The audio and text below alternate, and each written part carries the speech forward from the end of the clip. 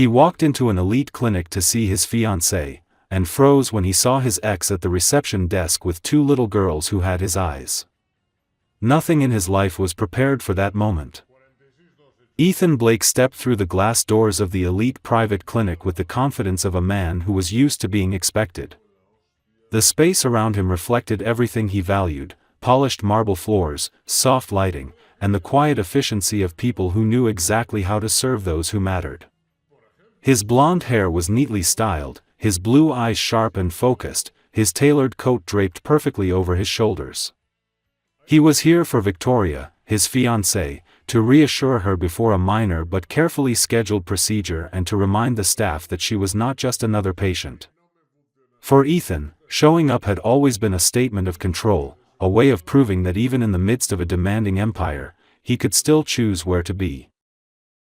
He moved toward the reception desk without hesitation, already rehearsing the polite request for directions, when something unfamiliar slowed his steps. The air felt suddenly heavier, as if the clinic itself had drawn a breath. Behind the counter stood a woman with chestnut brown hair pulled back neatly, her posture straight, her movements efficient as she typed into the computer. At first glance she was simply part of the clinic's flawless image, but then she lifted her head, and recognition struck him with brutal force. Emma. Time seemed to fracture. Memories he had carefully locked away surfaced all at once: the way she used to tilt her head when she listened, the quiet strength in her gaze, the warmth she carried even in silence. Her brown eyes met his, and for a split second the professionalism on her face faltered. Something flickered there: shock, restraint, a trace of pain, before she masked it with composure and returned her attention to the screen as if he were just another visitor. Ethan tried to steady himself, telling his body to move, to speak, to behave like the man he had trained himself to be. But then he noticed the movement beside her, small and unmistakable. Two little girls stood near the counter, holding hands, their attention fixed on a colorful brochure spread between them. They couldn't have been older than 4. Their blonde hair caught the light, and when one of them looked up, her bright blue eyes locked onto his with innocent curiosity.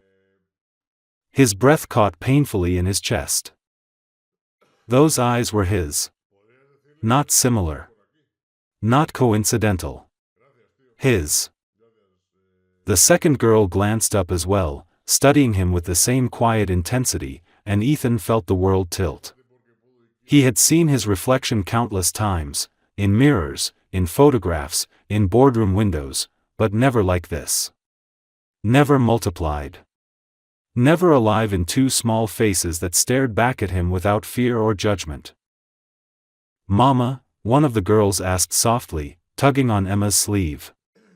"Are we leaving soon?" Emma's hand tightened slightly around the edge of the desk before she bent down, smoothing the girl's hair with practiced tenderness. "In a minute," she said gently. Then she straightened and looked at Ethan again, her voice calm, her expression carefully neutral. "Good afternoon. How can I help you?" The formality cut deeper than anger ever could.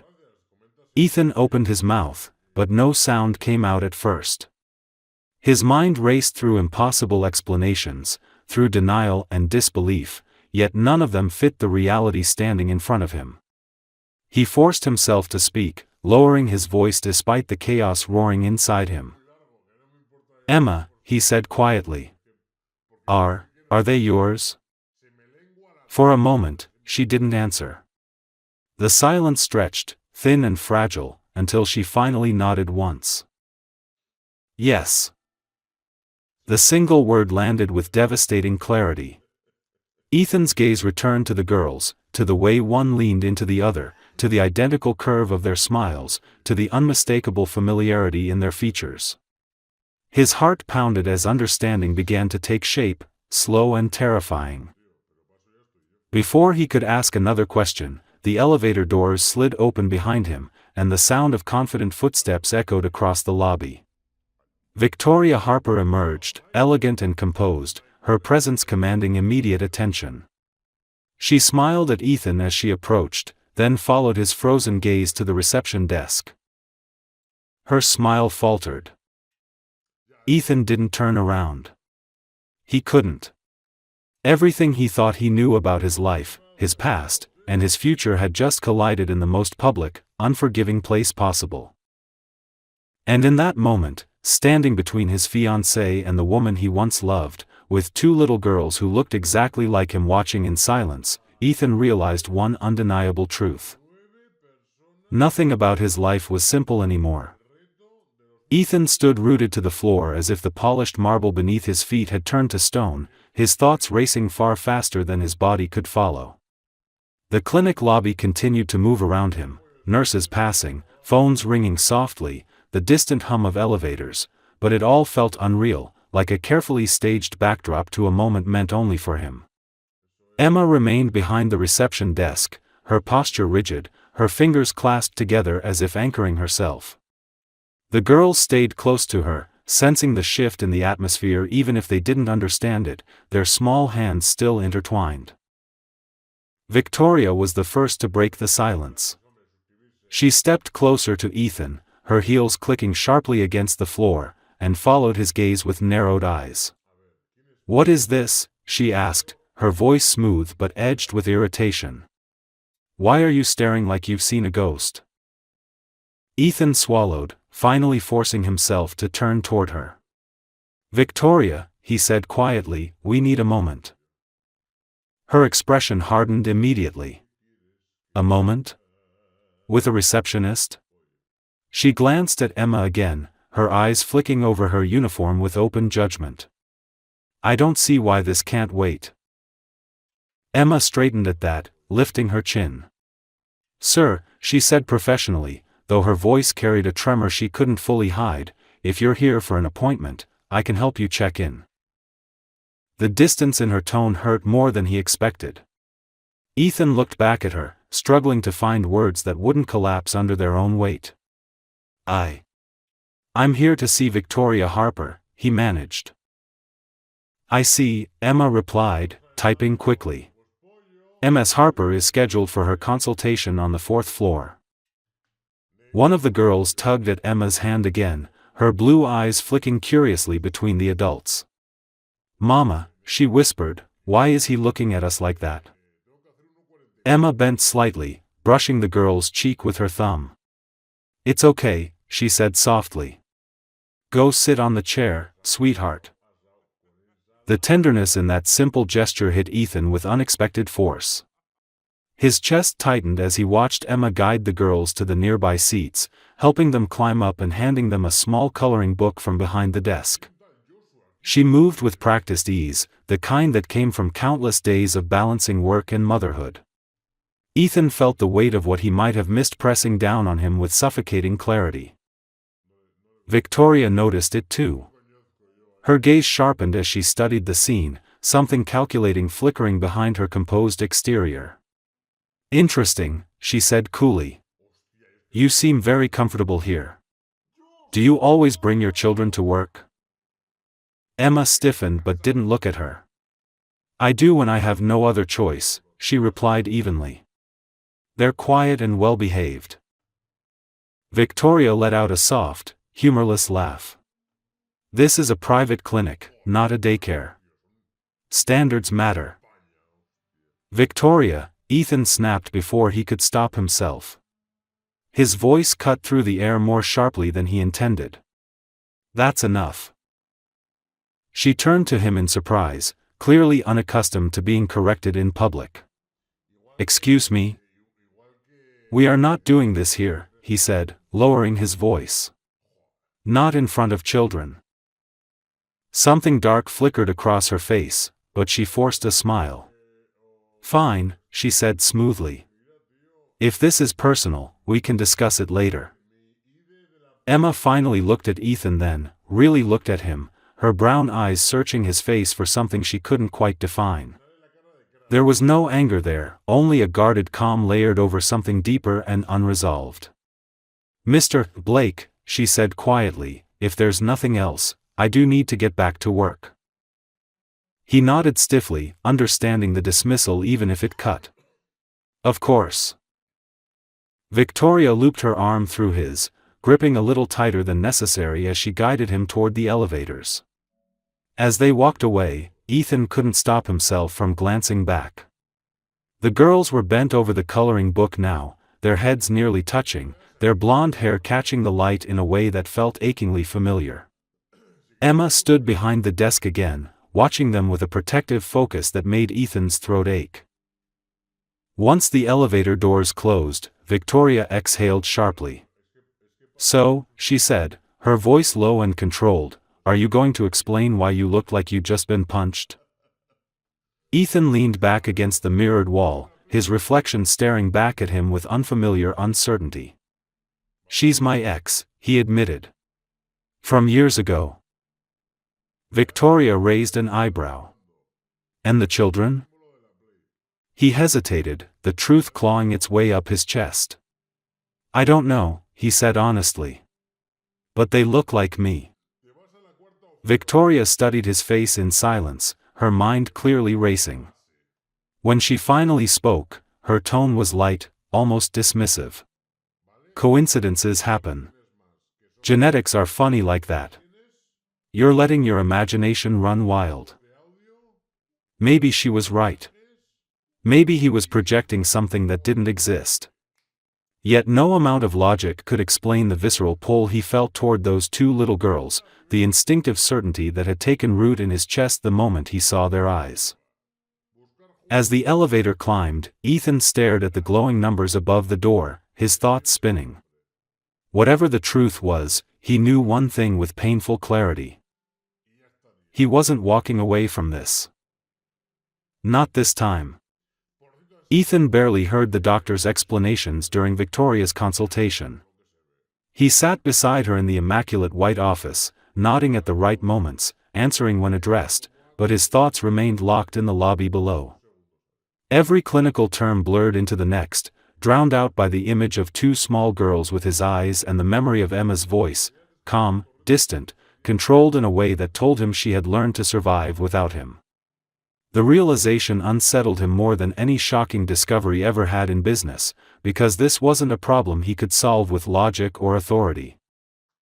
When the appointment finally ended, Victoria stood, thanked the doctor, and turned to Ethan with a satisfied smile. "Everything is fine," she said, slipping her arm through his again as if nothing unusual had happened. "We can go." But Ethan gently disengaged. "I'll meet you outside," he said. "I need to use the restroom." Victoria hesitated, clearly irritated, but nodded. "Don't take long." The moment she disappeared down the hallway, Ethan pressed the elevator button with more urgency than he cared to admit. His reflection in the mirrored doors looked different now, less certain, less untouchable. When the doors opened onto the lobby, his gaze immediately found the reception desk. Emma was there alone this time, sorting paperwork. The girls were no longer in sight. Relief and disappointment collided in his chest. He approached slowly, aware of every step, every breath, every glance from passing staff. Emma sensed him before he spoke and looked up, her expression tightening slightly as if bracing herself. "You shouldn't be here," she said quietly, not unkindly, but firmly. "I know," Ethan replied just as softly. "But I need to talk to you." She glanced around the lobby, then back at him. "This isn't the place." "Then tell me where," he said. "Please." Emma studied his face for a long moment, as though weighing years of history against the risk of reopening something she had carefully sealed shut. Finally, she exhaled slowly. "There's a small park behind the clinic," she said. "I finish my shift in 20 minutes. "I'll wait," he answered without hesitation. When she joined him later, her coat pulled tightly around her frame, the late afternoon light caught the brown in her eyes, softening them despite her guarded expression. They walked in silence toward the park, the distant sound of children playing echoing faintly through the air. Ethan's chest tightened with each step, anticipation and fear tangling together. "Therefore," Emma said suddenly, breaking the silence. Both of them. He nodded, his voice failing him at first. They look happy. They are, she replied, a note of pride slipping through despite herself. They're Lily and Mia. The name settled into him like something he had always known but never heard aloud. He stopped walking, turning to face her fully. Emma, he said, his voice low and steady despite the storm inside him, I need you to tell me the truth. Are they mine? She didn't answer right away. Instead, she looked out toward the swings where two other children were laughing, their parents watching nearby. When she finally spoke, her voice was calm, but it carried the weight of years. Yes. The word struck him harder than he expected. His breath left him in a slow, shaky exhale as the world narrowed to that single confirmation. Why didn't you tell me? He asked, not accusing, just brokenly honest. Because you left, Emma replied, turning to him with eyes that held no bitterness, only resolve.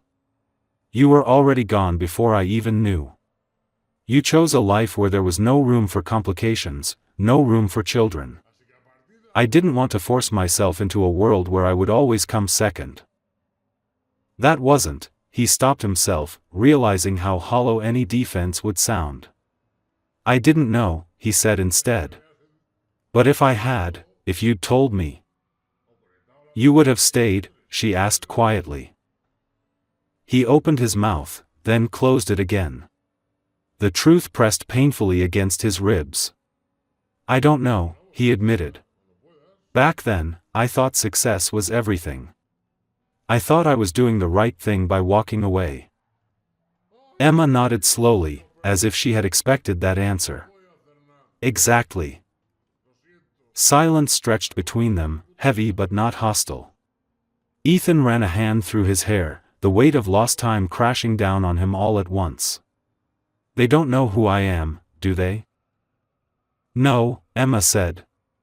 And I didn't plan to tell them. Not unless you wanted to be part of their lives for real.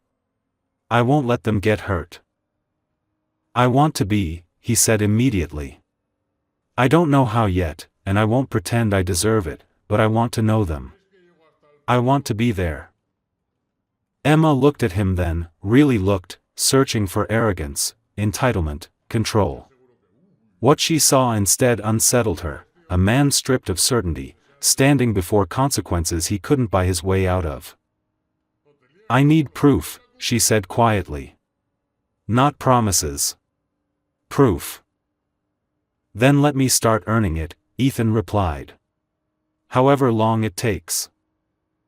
She studied him for a moment longer before nodding once. We'll do a test, she said. And after that, we'll see. As they turned back toward the clinic, Ethan felt the ground beneath his feet shift irrevocably. He didn't know what the outcome would be, or what it would cost him, but one thing had become painfully clear. The life he thought he had built was no longer the one that mattered most. The following days passed in a strange, suspended state, as if time itself had slowed to give Ethan space to absorb what he had learned. He returned to his office, sat through meetings, signed documents, and spoke with executives who congratulated him on upcoming plans, yet none of it felt real. His mind kept drifting back to Lily and Mia, to the way they had leaned toward each other instinctively, to the certainty in Emma's voice when she said yes. Every achievement he had once taken pride in now felt oddly hollow, like a structure built without a foundation. Emma, meanwhile, moved through her days with careful precision. She woke early, dressed the girls, braided their hair, and walked them to preschool before heading to the clinic. She kept her expression neutral at work, but inside she felt the familiar tension she had carried since Ethan reappeared tightening again. She had known this moment might come someday, had prepared herself for questions she hoped she would never have to answer. What she hadn't prepared for was how much seeing him again would stir memories she had buried deep, or how difficult it would be to watch him look at the girls with recognition that bordered on grief. They met again at the clinic 2 days later, this time by quiet agreement. The girls were with a neighbor, and the lobby felt unusually calm. Ethan arrived early, standing near the window, his hands clasped behind his back in an effort to keep himself still. When Emma approached, she noticed the strain in his posture and the shadows beneath his eyes. "We can do the test today," she said softly, getting straight to the point. "The lab is upstairs. It's routine." He nodded, his jaw tight. "Whatever you need." They rode the elevator in silence, the hum of the machinery filling the space between them. When the doors opened, a nurse greeted them and led them down a sterile hallway. Ethan felt an unexpected knot of fear tighten in his stomach.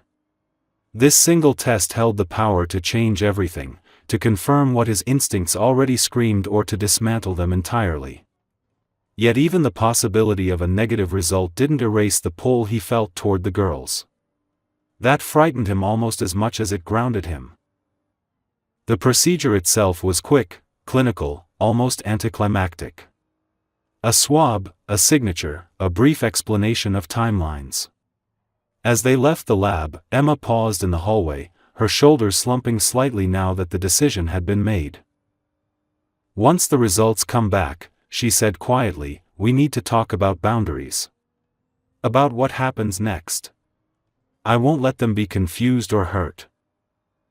"I understand," Ethan replied. "I won't push." She studied him for a moment, then nodded. "Good." What neither of them noticed was the figure standing a short distance away, partially hidden by a corner of the corridor. Victoria had stepped out of her appointment early and stopped short when she recognized Emma. She watched the interaction unfold with sharp, calculating eyes, taking in every detail, the shared tension, the quiet seriousness, the unmistakable intimacy of two people bound by something deeper than coincidence. Later that evening, Victoria brought the subject up casually over dinner, her tone light, almost playful. "I ran into your receptionist friend again today," she said, swirling her wine. "She seems very connected to you." Ethan stiffened slightly. "Her name is Emma." Victoria smiled thinly. "Of course it is. And the children?" She tilted her head. "Still a mystery?" "There's a test," Ethan said, his voice firm. "And until the results are back, I'm not speculating." Victoria's eyes darkened for a fraction of a second before she masked it. "You're being reckless," she replied coolly.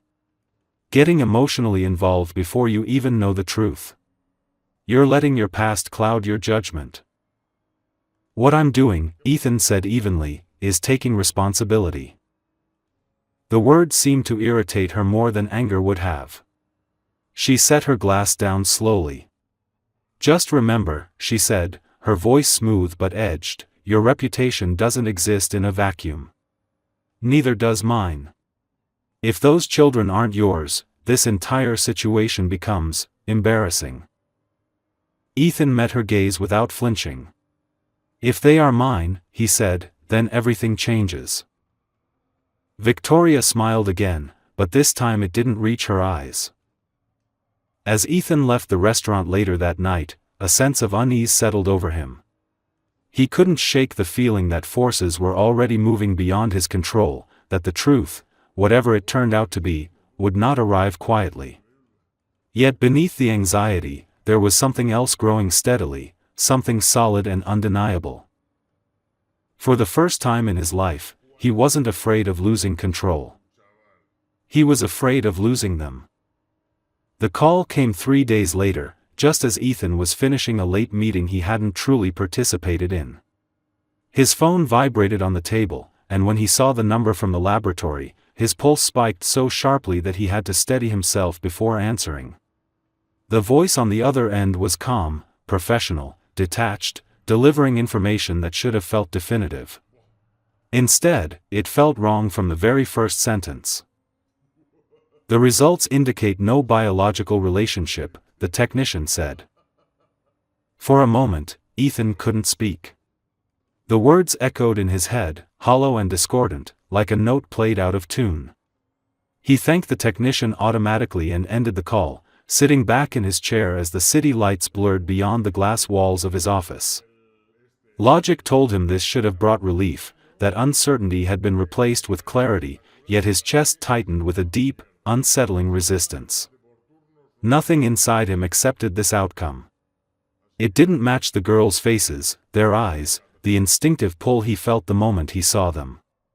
It didn't match Emma's quiet certainty or the years of silence she had carried alone. When he told Victoria that evening, she reacted exactly as he expected, and exactly as something inside him resented. She smiled with visible satisfaction, crossing the room to wrap her arms around him. "There," she said softly. "I told you. You let your imagination get the better of you. This is over now." Over. The word felt final, dismissive, wrong. Victoria continued, her voice light but precise. "You should distance yourself immediately. No more visits, no more conversations. It's better for everyone, especially you. People talk." Ethan nodded absently, but his thoughts were already elsewhere. He couldn't stop seeing Lily's careful concentration when she colored, or Mia's quiet way of watching adults before deciding whether to smile. Those weren't memories a man discarded because of a piece of paper. Later that night, Victoria made a call of her own. She didn't hesitate or second-guess herself as she spoke to a contact within the clinic's administrative circle, framing her concern as professional rather than personal. She suggested that Emma's behavior had been inappropriate, that her personal history with a high-profile visitor posed a risk to the clinic's reputation. She hinted, subtly but effectively, that allowing such distractions at the reception desk reflected poor judgment. The review was scheduled by morning. Emma found out before her shift even began. She was called into a small office, handed a formal notice, and informed that she was being placed on temporary leave pending investigation. The words blurred together, but the meaning was clear enough. Someone powerful wanted her gone. She didn't argue. She didn't cry. She simply nodded, gathered her things, and left the building with the same quiet dignity she had always carried. When she reached home, she sat on the edge of her bed, staring at the wall while Lily and Mia played on the floor, unaware that their world had just tilted again. Ethan learned about Emma's suspension from a brief email forwarded by an assistant. The moment he read it, something cold and sharp settled in his chest. He drove to the clinic immediately, ignoring calls, canceling meetings, his mind narrowing to one clear purpose. This was not coincidence. This was not protocol. This was manipulation. When he confronted Victoria that night, he didn't raise his voice. He didn't need to. "You did this," he said calmly, holding up the email. She didn't deny it. Instead, she sighed, as though explaining something obvious to a stubborn child. "I protected us," she replied. "I protected our future." She was a problem, Ethan. A distraction with a story that could damage everything we've built. "What you did," he said slowly, "was cross a line." Victoria's eyes hardened. "I did what you wouldn't. The test was negative. She lied to you, or at the very least, misled you. Why should she stay?" Ethan stared at her, a painful clarity washing over him. "She didn't lie," he said. "And that test, something about it doesn't feel right." "You're chasing ghosts," Victoria snapped. "And you're risking your reputation for a woman who doesn't matter." The silence that followed was heavy and final. "She matters," Ethan said quietly. "And so do those children." Victoria looked at him as if she were seeing a stranger. "Choose carefully," she warned. "Because if you don't let this go, you'll lose more than you think." As she turned away, Ethan knew something had irreversibly broken between them. The engagement ring on the table caught the light, cold and beautiful, and for the first time he saw it not as a promise, but as a chain. That night, Ethan requested a second DNA test through an independent laboratory, one with no ties to the clinic, no shared databases, no room for interference. He didn't tell Victoria. He didn't tell anyone. Across the city, Emma tucked Lily and Mia into bed, brushing their hair and kissing their foreheads, whispering reassurances she wasn't sure she believed herself. She didn't know why, but deep in her chest, a quiet certainty remained unshaken. The truth hadn't changed. It had only been delayed. The waiting was worse than the fear. Every hour that passed without answers stretched Ethan's nerves thinner, turning sleep into shallow fragments and work into meaningless motion. He went through the days on instinct alone, answering emails, signing contracts, attending meetings he barely registered, all while his thoughts circled a single question he could not silence. He replayed every moment in the clinic lobby, every look the girls had given him, every detail of Emma's expression when she said yes. None of it aligned with the result he had been given, and the deeper he examined it, the more certain he became that the truth had been tampered with. He kept his distance from Victoria, watching her with a new, unsettling clarity. The affection she showed him now felt calculated, rehearsed, as though she sensed the shift and was trying to pull him back into alignment with her expectations. She spoke of wedding venues, guest lists, future investments, weaving a narrative that assumed his compliance. Ethan listened politely, but the words passed through him without leaving a trace. His loyalty had already begun to fracture. Meanwhile, Emma struggled to rebuild stability for her daughters after the sudden suspension.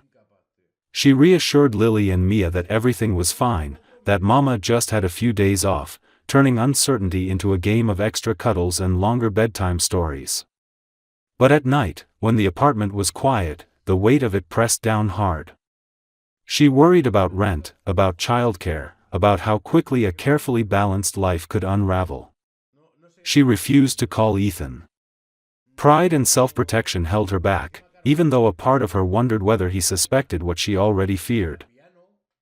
When the second test results finally arrived, they came in a sealed envelope delivered by courier, unmarked and impersonal.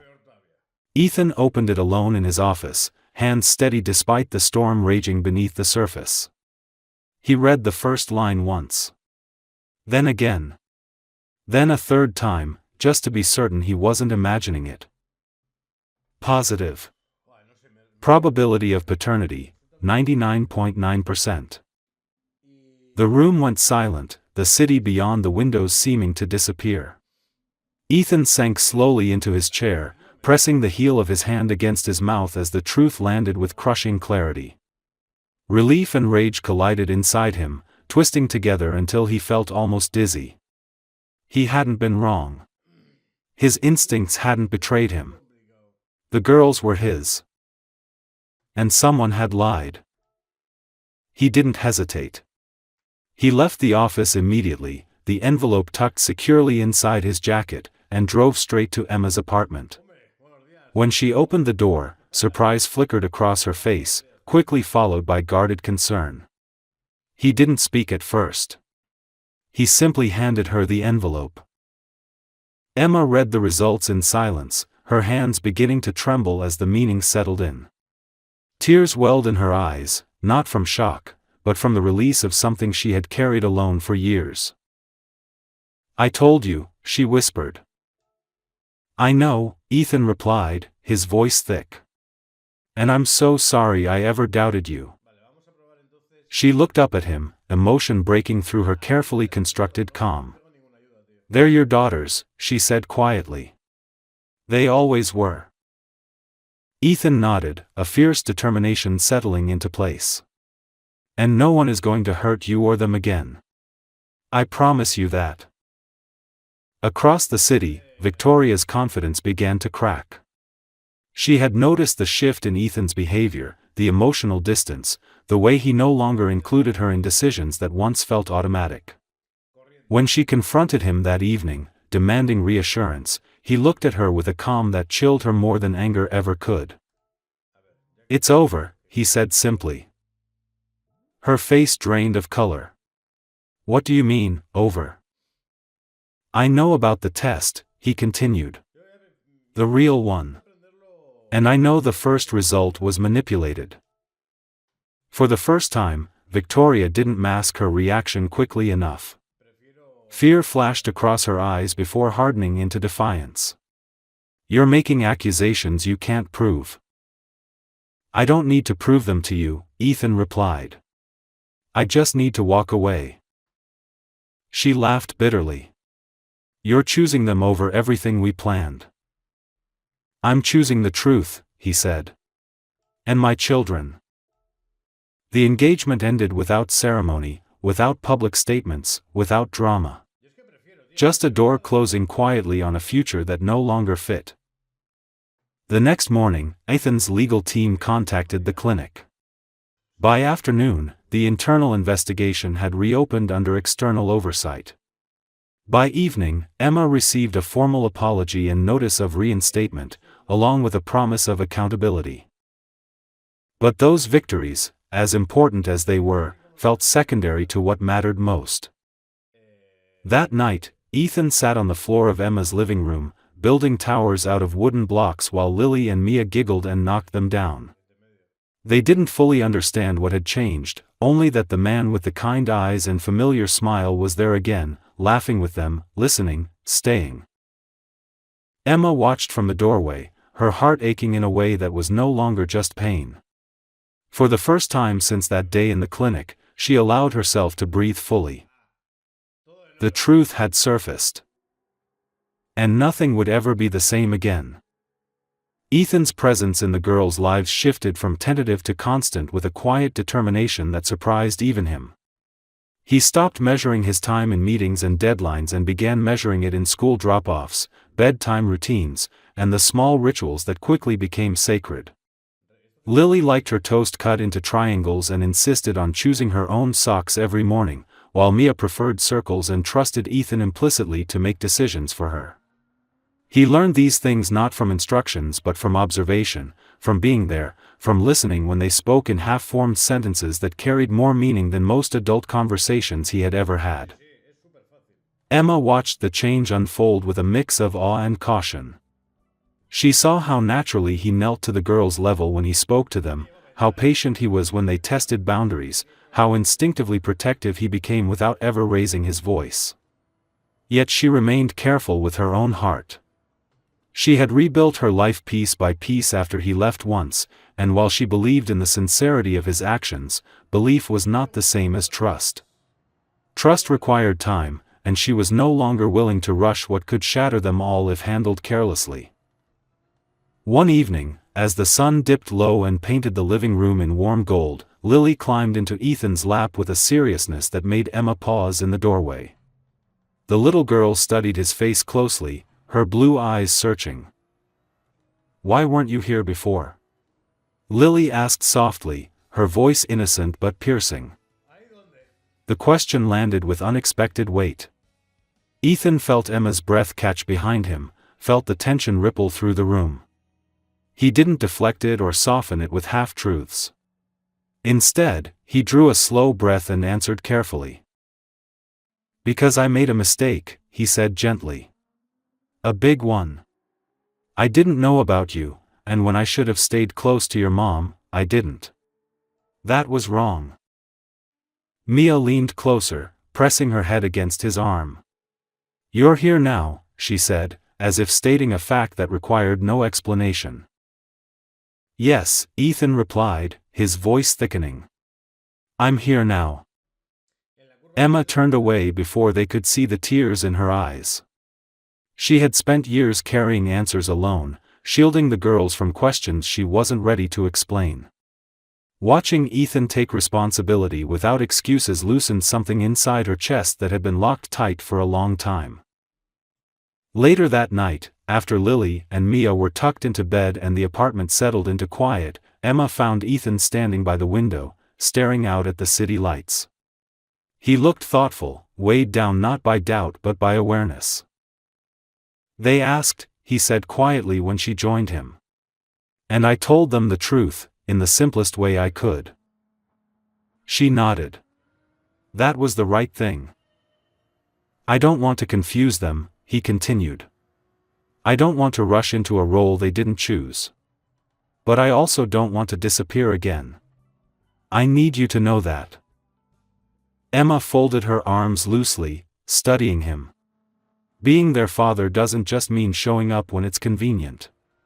It means consistency, even when it's uncomfortable. I know, he replied. And I'm ready for that discomfort. She looked at him for a long moment, then finally asked the question she had been holding back.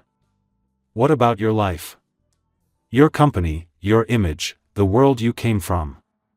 Are you prepared to let it change permanently? Ethan didn't hesitate. It already has.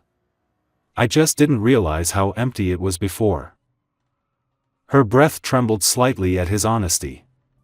She wanted to believe him fully, but fear still whispered at the edges of her thoughts, reminding her how deeply she had been hurt once before. Still, she couldn't deny what she saw every day, a man learning, adapting, staying. Over the next weeks, the girls began introducing him without prompting. That's our dad, Lily said one afternoon at the park, matter of fact and proud. Ethan froze, unsure whether to correct her, but when he looked at Emma, she gave a small nod. It wasn't permission. It was acknowledgement. That night, when Ethan left, Lily ran after him, wrapping her arms around his legs. You're coming back tomorrow, right? He crouched and met her eyes. Yes, he said. Tomorrow, and the day after that, and after that too. She smiled, satisfied. As he walked away, Ethan felt something settle deep within him, something steadier than triumph and stronger than fear. He wasn't earning a place in their lives through grand gestures or declarations. He was earning it through presence, through patience, through showing up again and again when it mattered most. And for the first time since that day in the clinic, Emma allowed herself to imagine a future that didn't revolve around survival. It revolved around family. The change didn't arrive all at once. It unfolded quietly, woven into ordinary days that slowly reshaped themselves into something extraordinary. Mornings became louder and warmer, filled with the sound of small feet racing down the hallway and voices arguing over cereal choices. Ethan learned how to tie shoelaces that never stayed tied and how to braid hair that never quite came out even, and he accepted both failures with laughter instead of frustration. The man who once measured his worth in quarterly reports now measured it in whether Lily remembered her lunchbox and whether Mia fell asleep holding his finger. Emma watched this transformation with cautious wonder. She no longer hovered at the edges of every interaction, no longer braced herself for disappointment with every promise Ethan made. He showed up when he said he would. He stayed when things were messy, loud, inconvenient, or exhausting. He didn't disappear when the girls were sick, when they argued, or when reality proved less ideal than imagination. Over time, her guarded distance softened into something quieter and more vulnerable, a trust rebuilt not through declarations but through consistency. One evening, as rain tapped gently against the windows, the four of them sat together on the living room floor assembling a puzzle far too difficult for 4-year-olds. Lily insisted every piece belonged in the center, while Mia became distracted and started lining them up by color. Ethan let them lead, even when it made no sense, and Emma caught herself smiling at the scene with an ease she hadn't felt in years. The apartment felt fuller now, not because of space, but because of presence. When the girls finally drifted off to sleep that night, curled into their blankets with peaceful certainty, Emma stood quietly in the doorway watching them. Ethan joined her, his shoulder brushing hers, neither of them pulling away.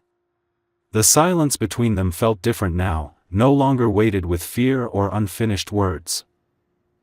I spent so long believing I had to do everything alone, Emma said softly, her voice barely above a whisper. That needing someone meant weakness. Ethan turned to her. You weren't weak. You were strong enough to survive without help. That doesn't mean you have to keep surviving instead of living. She closed her eyes briefly, letting the truth of that settle. When she opened them again, there were tears, but no pain in them this time. "I don't know what the future looks like," she admitted. "And I'm still scared." "I am too," he said honestly. "But I'm not scared of this. I'm scared of losing it." That was when she reached for his hand, not hesitantly, not cautiously, but with intention. The gesture wasn't dramatic. It didn't need to be. It was simply real. Months later, the world had adjusted to the truth. Headlines faded. The clinic recovered. Victoria became a closed chapter rather than an open wound. Ethan reshaped his professional life into something smaller but steadier, something that no longer demanded his absence in exchange for success. He chose meetings that mattered and declined those that didn't. For the first time, his life belonged to him. On a warm spring afternoon, Lily and Mia ran through the backyard of their new home, laughter echoing across the grass as they chased bubbles Ethan blew with exaggerated seriousness. Emma watched from the porch, a mug of coffee warming her hands, her heart steady in a way she never thought possible again. Ethan joined her, slipping an arm around her waist without asking. She leaned into him naturally, the movement instinctive now. "Do you ever think about how close we came to missing this?" he asked quietly. She nodded. "Sometimes. But I don't dwell on it." "Why not?" "Because we didn't miss it," she said simply. "We're here." The girls ran toward them then, breathless and smiling, grabbing their hands and pulling them back into the chaos of play.